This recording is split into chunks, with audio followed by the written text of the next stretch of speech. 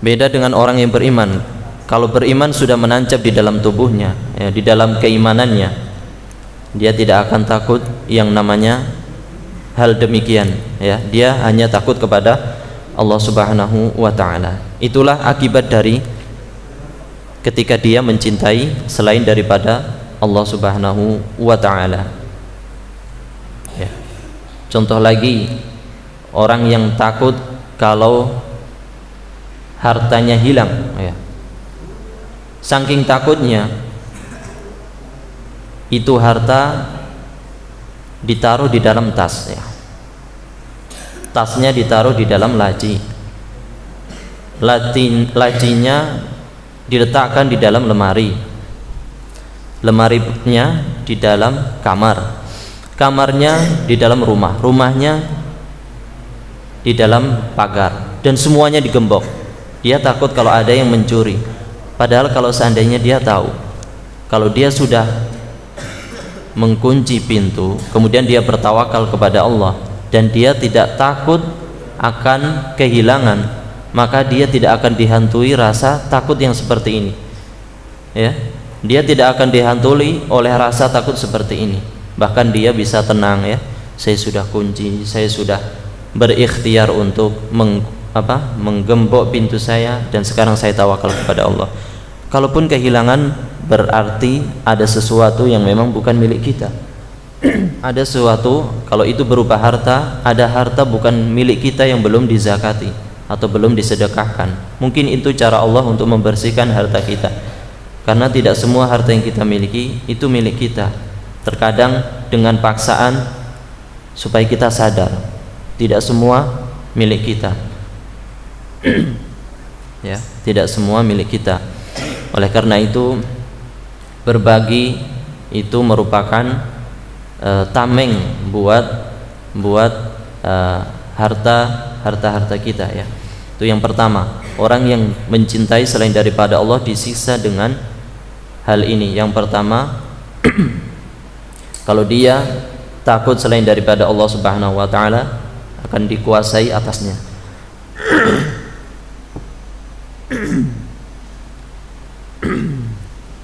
Kemudian wa anna man ishtaghala bi syai'in ghairahu, ya. Kemudian kalau dia sibuk terhadap sesuatu selain daripada Allah Subhanahu wa taala, kana syauman alaihi,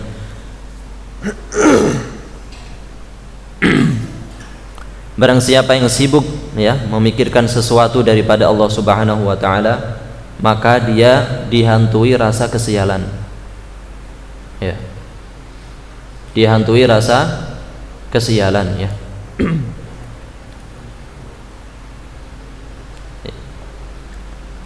Kemudian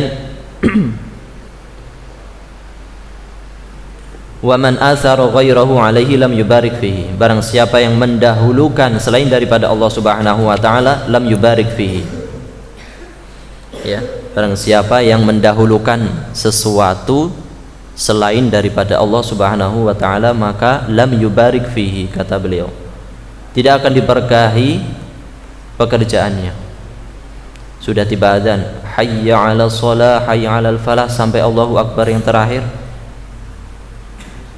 masih saja sibuk, ya, jual beli misalnya.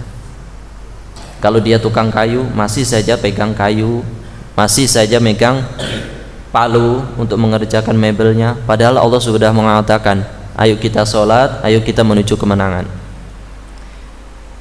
Kalau dia berlarut sampai sholat selesai, maka jangan kaget kalau pekerjaan tersebut tidak diberkahi oleh Allah Subhanahu wa ta'ala. Karena yang beliau sebutkan, siapa yang mendahulukan, ya, selain daripada Allah Subhanahu wa ta'ala, lam yubarik fihi, tidak akan diberkahi. Kita lebih mendahulukan pekerjaan kita daripada sholat, tidak akan diberkahi, ya.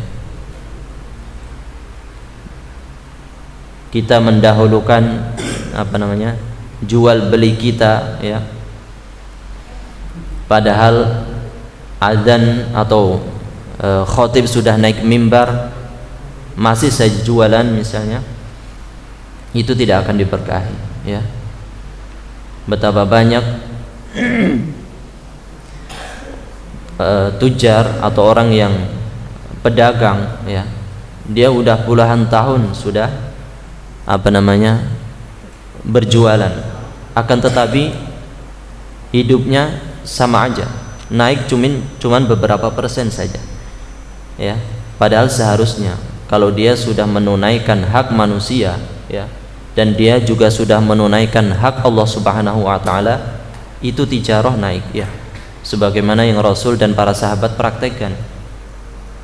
Nabi kalau berjualan, ada orang menawar, Nabi kasih. Kalau ada orang berjualan dan Nabi yang menjadi pembeli, Nabi angkat harganya supaya dia mendapatkan untung lebih banyak. Itu yang dilakukan Nabi. Dan tidak kita dapatkan Nabi merasa rugi di dalam perdagangannya. Dan bahkan Nabi SAW dan para sahabatnya ketika melakukan transaksi demikian, Allah ganti dan Allah lipat gandakan dagangannya, ya.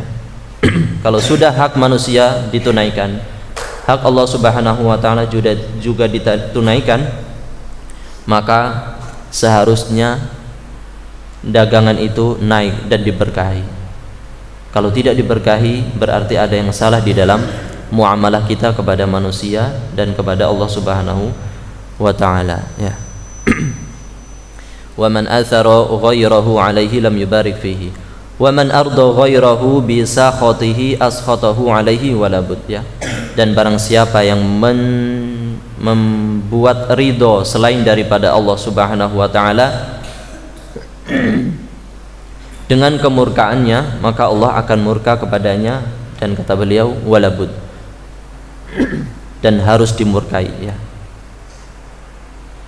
Kalau orang mencari ridho manusia padahal Allah murka, ya, maka dia akan mendapatkan kemurkaan Allah Subhanahu wa taala, ya, atasnya di dunia. Kalau dia tidak bertaubat, maka akan dilanjutkan di akhirat, ya. Maka ini juga merupakan ujian, ya, bagi orang yang berhijrah. Betapa banyak orang yang sudah berhijrah, dia awalnya, ya, bekerja di sebuah instansi perbankan, ya. Kemudian dia mengenal yang namanya muamalah syar'iyah, ya. Kemudian dia mengetahui apa itu gharar, apa itu riba dan lain sebagainya. Kemudian dia hijrah. Kemudian pada suatu saat, karena dia posisinya sebagai orang terpenting di perusahaan tersebut, dia tidak bisa meninggalkan, ya. Karena kalau dia meninggalkan, maka perusahaan akan runtuh. Ini adalah keadaan orang yang diuji. Kalau dia mencari keridhaan perusahaan dengan sesuatu yang Allah murkai, maka dia akan mendapatkan kemurkaan dari Allah Subhanahu wa taala. Awalnya di dunia, kalau dia tidak taubat, maka dilanjutkan di akhirat. Ini yang paling berbahaya. Makanya keridhaan manusia itu tidak akan pernah dicapai. Ridhon nas, ya, la tudrok, ya. Ghayatun nasi la tudrok, ya. Tujuan manusia itu tidak akan pernah dicapai, ya. Manusia bilang ini, manusia bilang itu, ya. Kita selalu dikritik. Kalaupun sampai kita meninggal dunia, maka akan selalu dikritik, ya. Itulah manusia, ya. Dan kita tidak akan pernah mendapatkan tujuan akhir daripada orang-orang yang suka mengkritik. Inilah orang yang mencari keridhaan manusia selain daripada keridhaan Allah, ditambah dengan kemurkaannya, dan dia tahu, maka Allah akan memurkainya. Itu tadi, ya, ketentuan dari Allah Subhanahu wa taala yang tidak akan pernah bisa ditolak dan disanggah, yaitu orang yang mencari kecintaan selain daripada Allah Subhanahu wa taala, maka dia akan diazab, ya, dengan kepedihan yang dia alami. Kemudian teman-teman,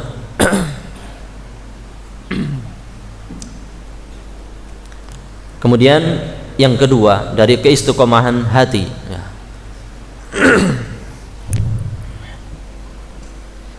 Keistiqomahan hati ya, yang kedua itu dapat dicapai dengan ta'zimul amri ya, ta'zimul amri wan nahyi, dapat dicapai dengan mengagungkan perintah dari Allah Subhanahu wa taala dan juga larangannya.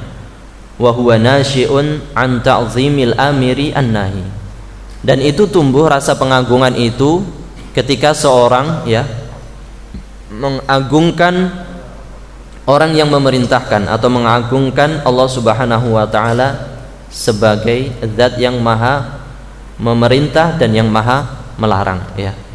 Kalau itu kita tumbuhkan di dalam hati kita ya, kita melaksanakan yang namanya sholat itu karena Allah perintahkan, kita meninggalkan khamar karena Allah yang melarang ya.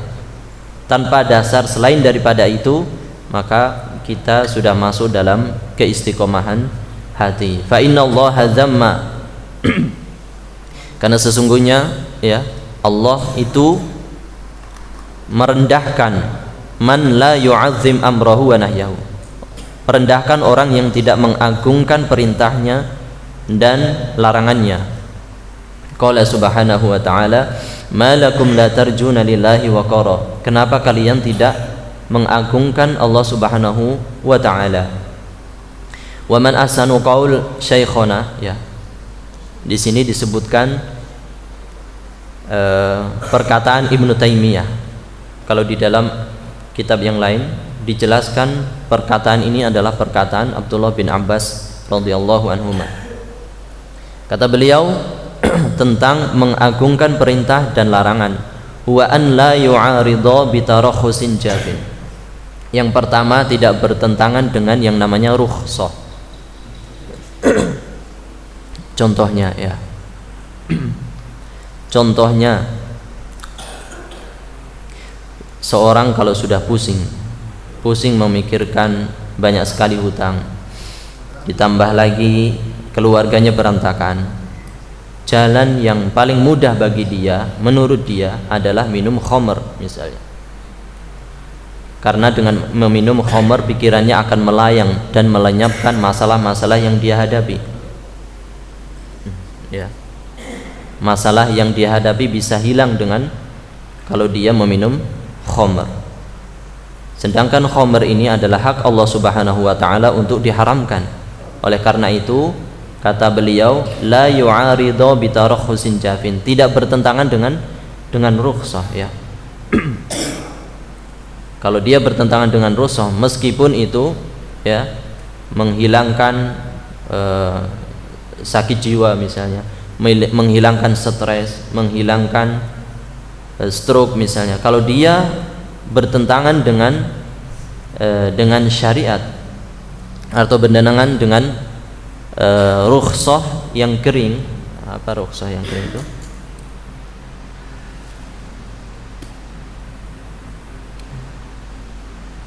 Itu dilarang oleh Allah Subhanahu wa taala ya.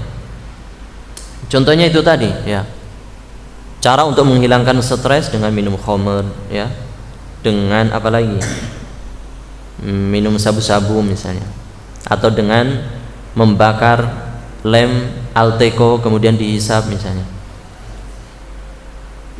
Memang dia meringankan beban di otak, tapi sarananya ini adalah sesuatu yang haram, maka tidak boleh. Seorang mukmin tidak akan melakukan itu kalau dia tahu hukumnya ya. Karena sesungguhnya kalau ada masalah berarti ada solusi, dan solusi itu banyak. Ya, solusi itu banyak. Kalau dia hanya mengandalkan sesuatu yang dia lihat menurut dia itu baik ya, padahal tidak baik untuk tubuh dan agamanya, maka itu dilarang. Wala yu'aridhu bi tasydidin ghalin. Bismillah. Dan tidak bertentangan dengan tekanan yang berlebihan. Apa maksudnya?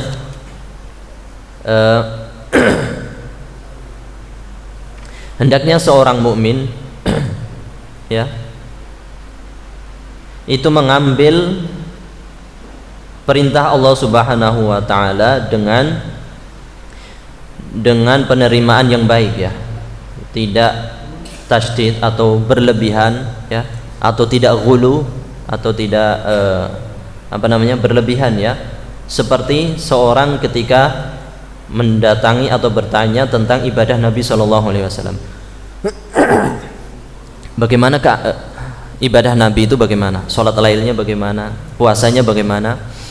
Maka orang yang datang kepada mereka setelah mengetahui ibadah Nabi sallallahu alaihi wasallam, mereka ikuti ya. Dan mereka bertasyaddud di dalam ibadah tersebut. Yang pertama dari kelompok mereka adalah orang yang berpuasa ya. Orang yang berpuasa dan tidak berbuka. Kemudian yang kedua, orang yang menjalankan atau mendirikan sholat malam dan tidak tidur ya. Dan yang terakhir dari kelompok mereka, dia akan selalu membujang dan tidak akan menikah ya. Ini tasyaddud ya. Ini tasyaddud berlebihan di dalam beribadah ya. Maka ini dilarang oleh Nabi SAW dengan sabda beliau, aku puasa, aku juga berbuka ya. Aku sholat malam, kan tetapi saya juga tidur.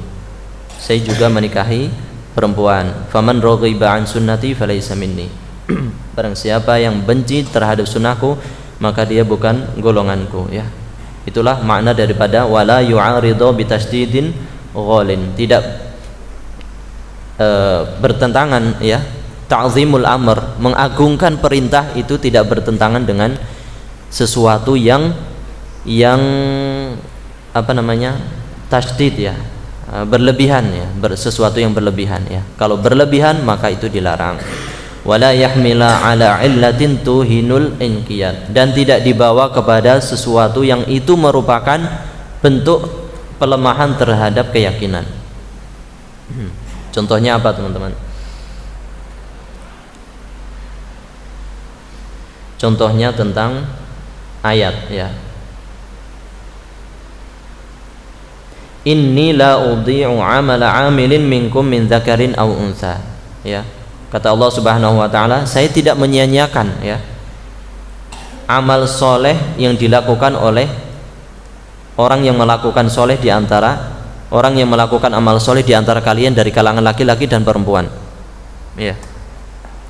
Kalau orang memaknai ini dengan makna pikirannya, dia akan menyetarakan yang namanya laki-laki dan perempuan ya. Dia menyamakan atau bahasanya apa? Persamaan gender ya, persamaan gender. Padahal kalau dia memaknai, kalau dia membaca tafsir ya dan mengetahui makna yang sebenarnya, maka dia akan tahu bahwa perempuan itu diperintahkan untuk malu ya, menjaga wibawa dan lain sebagainya ya. Nah, ini kalau dipahami secara akal, maka ini akan melemahkan keyakinan. Nah, melemahkan keyakinan ini itu dilarang sebagaimana yang disebutkan di dalam asar ini ya oleh Ibnu Taimiyah, wala yahmila ala illatin tuhinul inqiyad, dan tidak dibawa kepada sesuatu yang dapat membuat keyakinan ini lemah ya. Oh iya betul ya, kayaknya memang sama laki-laki dan perempuan ya, maka perempuan juga harus boleh keluar misalnya, dia harus bekerja juga di luar, tidak boleh di rumah terus misalnya ya. Ini kan melemahkan keyakinan kita ya, melemahkan keyakinan kita. Baik. Kemudian teman-teman sekalian,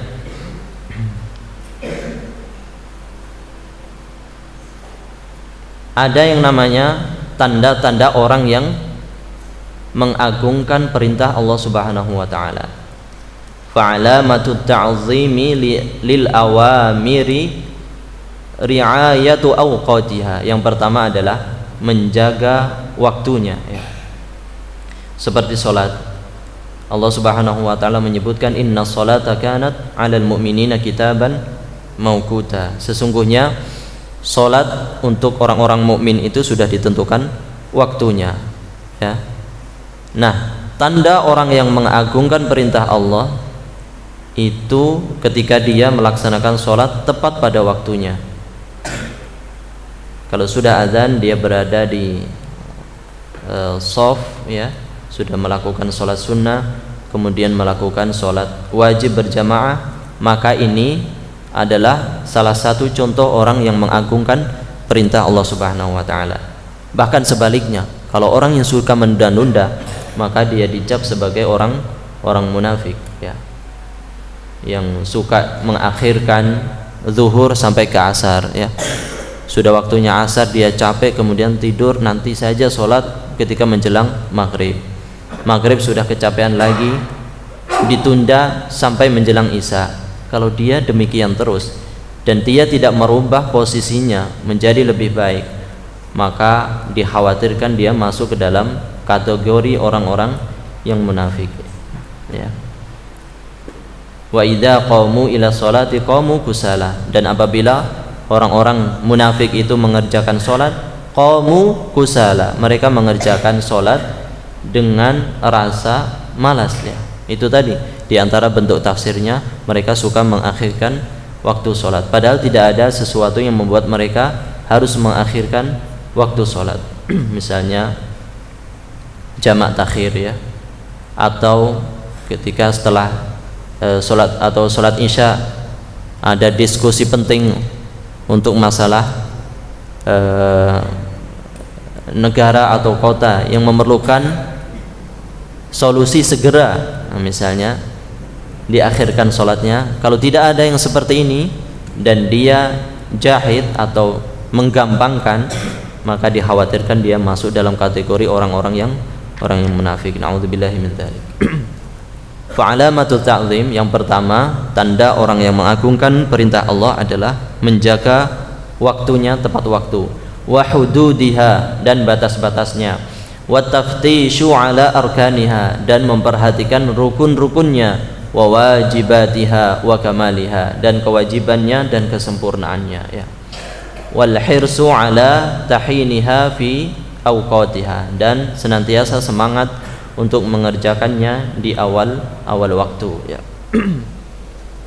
Wal khuznu wal ka'abah wal asaf 'inda fauti haqqi min huquqiha, dan dia merasa sedih kalau seandainya dia melakukan kewajibannya sebagai seorang hamba tertinggalan daripada hak-haknya, dia sedih, ya. Tanda orang yang mengagungkan perintah Allah ketika dia misalnya nih, dia sholat subuhnya kesiangan, mungkin tadi malam habis jaga pos misalnya, atau ronda, kemudian subuhnya kelewatan, dia bangun jam 7, ya. Ketika bangun jam 7 itu tanda orang yang mengagungkan perintah Allah, dan itu merupakan bentuk daripada keistiqomahan hati, adalah dia bersedih. Astaghfirullah, kenapa jam 7 saya bangun, la ilaha illallah. Terus kemudian dia berdoa, ya Allah ampuni dosaku, misalnya. Saya menyesal kenapa sampai jam 7 saya bangun, padahal sholat jam 5 pagi, sudah lewat 2 jam misalnya, ya. Itu adalah bentuk daripada tanda orang yang mengagungkan perintah Allah Subhanahu wa taala. Nah, bedanya kalau orang bangun lihat jam jam 7 nih, santai dulu, minum kopi dulu, kemudian ambil HP, buka WhatsApp, buka Instagram, pesan di GrabFood misalnya, pesan makanan, kemudian baru setelah itu dia sholat. Ini bentuk tidak mengagungkan perintah Allah Subhanahu wa taala, ya. Seharusnya kata Nabi, kalau Anda sudah ingat, kalau Anda belum sholat, maka segera Anda sholat, ya. Bukan main-main dulu, ya. Kalau tidak ada rasa sedih di dalam hatinya ketinggalan waktu sholat subuh berjamaah, maka dia tidak dikategorikan menjadi orang yang mengagungkan perintah Allah Subhanahu wa ta'ala. Dan rasa sedih itu merupakan hidayah, ya, merupakan bentuk hidayah dari Allah Subhanahu wa ta'ala. Ya. kaman yahzan ala fautil jama'ah wa ya'lamu annahu taqallabat minhu salatuhu munfaridan fa innahu qad fatahu sab'atan wa ishruna dhi'fa. Ya, seperti orang yang ketinggalan salat jamaah, dia sedih ketinggalan salat berjamaah. Ya, kalau rasa sedih ini timbul di dalam hatinya, berarti dia memiliki bentuk pengagungan daripada perintah Allah Subhanahu wa taala, ya. Walau anna rajulan yu'ani, kalau seandainya seseorang yang merasa menderita al-bai' wa syira, merasa rugi, ada transaksi jual beli, ya, tidak melakukan transaksi jual beli di kotanya, dia tidak melakukan transaksi jual beli, akan tetapi dia rugi 27 dinar misalnya,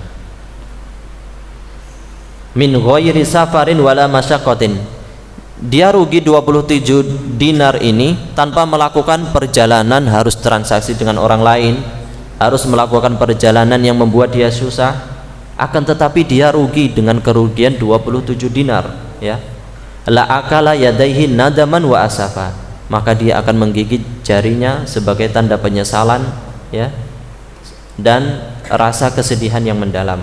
Fa kaifa wa kullu dhi'fin mimma tudha'ifu bihi salatul jamaah. Lalu bagaimana dengan orang yang ketinggalan sholat jamaah? Dia akan merasa rugi besar, ya. Bukan cuman 27 dinar, tapi alfun wa alfun wa alfu wa masya Allahu ta'ala, pahalanya berlipat-lipat ganda, ya. Kita melakukan sholat jamaah pahalanya 27 kali lipat, kalau sendiri 1. Makanya orang kalau bersedih ketinggalan sholat jamaah karena pahalanya 27, ketahuilah dia masih masuk dalam kategori orang yang mengagungkan perintah Allah Subhanahu wa taala, ya.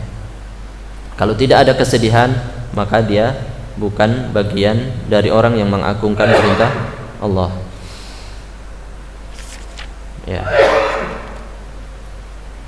Wa katsirun minal ulama, ya, banyak di antara para ulama,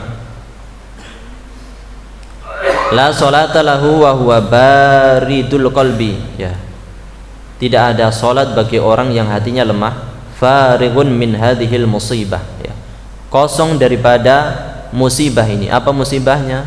Ketinggalan salat jamaah, ya, ghairu murta', tanpa rasa takut, ya.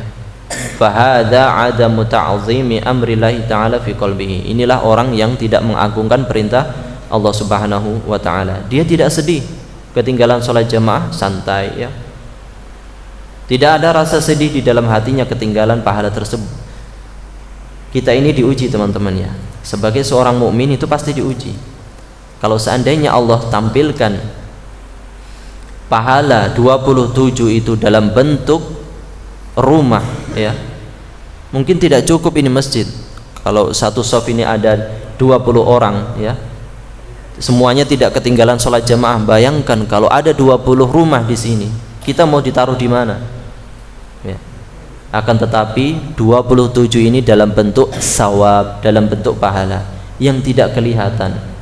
Akan tetapi kita wajib mengimaninya, karena itu akan ditampakkan oleh Allah Subhanahu wa ta'ala di hari kiamat kelak. Sama seperti rakaatani qoblal fajri khairun minad dunya wa ma fiha, ya. 2 rakaat sebelum subuh itu lebih baik daripada dunia dan seisinya.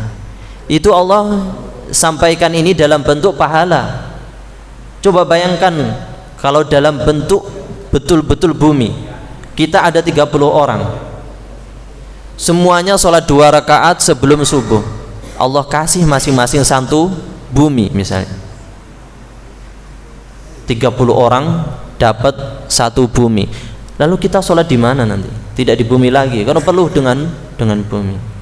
Maka kita diuji, teman-teman. Kita diuji dengan sesuatu yang ghaib. Nah, itulah kelebihan orang beriman. Kalau dia melakukannya karena Allah, dia tahu pahalanya akan ditampakkan di akhirat, maka dia akan mengerjakannya lillahi ta'ala. Beda dengan orang yang tidak beriman, dia tidak semangat atau meninggalkan perintah Allah Subhanahu wa ta'ala. Makanya teman-teman, kalau ketinggalan sholat jamaah, ya, Kalau ada di dalam hati kita rasa sedih, ya, maka bersyukurlah karena itu merupakan hidayah. Ya. Kalau tidak sedih, hati-hati, istighfar. Karena hati kita sudah dikuasai oleh rantai daripada rantai syaitan, ya. Taib. Itu berkaitan dengan salat jamaah, ya. Wa kadzalika fautul khusyu'i fi shalah, ya.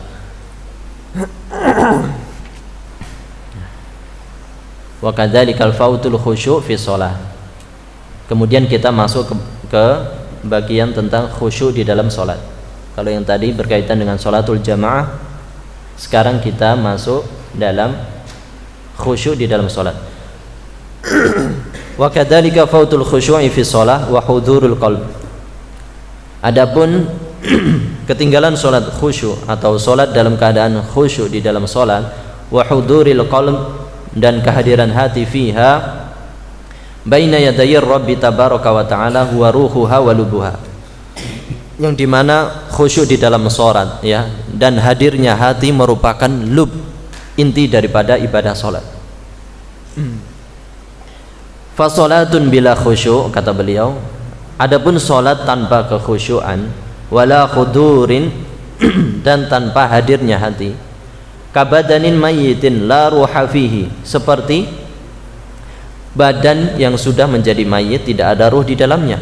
Afala yastahyi al-'abdu an yahdi ila makhluqin mithlahu 'abdan mayyitan aw jariyatan maytatan. Apakah dia tidak malu seorang hamba menghadiahkan untuk orang lain sama seperti dia abdan maitan, seorang pembantu yang sudah mati, atau seorang pembantu perempuan yang sudah meninggal dunia. Fama dhanna hadzal 'abdu an taqa'atil hadiyah mimman qasadahu biha min malikin au amirin au ghairahu, ya. Lalu bagaimana persangkaan seorang hamba kalau itu dihadiahkan kepada raja, kepada gubernur, kepada bupati, kepada orang-orang terpenting di bumi ini, ya. Maka dia tidak akan mau menghadiahkan hal tersebut kepada orang yang sangat penting tersebut. Lalu bagaimana ketika orang yang tidak menjalankan sholat dengan khusyuk, dia menghadiahkan sesuatu kepada Allah Subhanahu wa ta'ala, sesuatu yang sudah mati, ya. Digambarkan orang yang tidak khusyuk oleh Ibnu Qayyim seperti orang yang menghadiahkan dirinya kepada Allah dengan sesuatu yang sudah mati. Apa tidak malu, gitu loh, kata beliau. Fahada sawa'un as-shalah al-khayaliyah 'anil khusyuk wal khudur wa jama'al himmah 'ala Allah ta'ala fiha. Maka seperti inilah perumpamaan, ya, orang yang sholat menghadap Allah Subhanahu wa ta'ala tanpa ada rasa khusyuk. Tayyib. Khusyuk ini adalah sesuatu yang wajib atau tidak? Maka di sana banyak pembahasan, ya. Khusyuk ini bukan sesuatu yang wajib, tapi ditekankan. Karena mustahil semua manusia ini bisa khusyuk. Sedangkan Nabi SAW ketika beliau mengimami para sahabat, kemudian ada suara anak kecil sedang menangis, beliau percepat sholatnya supaya ibu ini tidak merasa gelisah karena anaknya menangis. Itu Nabi SAW, ya. Nabi yang hatinya paling bersih di antara seluruh manusia pun tidak sekhusyuk yang kita bayangkan, ya. Akan tetapi pikiran dan hati beliau pastinya hadir di dalam sholat. Tafadhol. Adzan. Bismillah.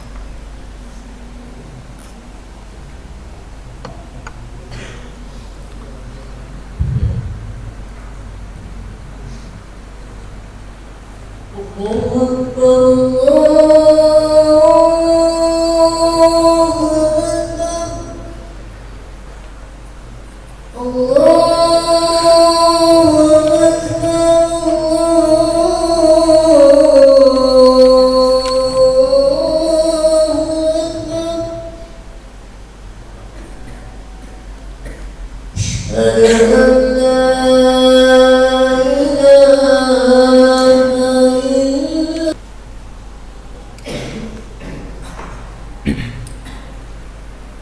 wassalatu wassalamu ala rasulillah wa ala alihi wa sahbihi wa man wala wa ba'd.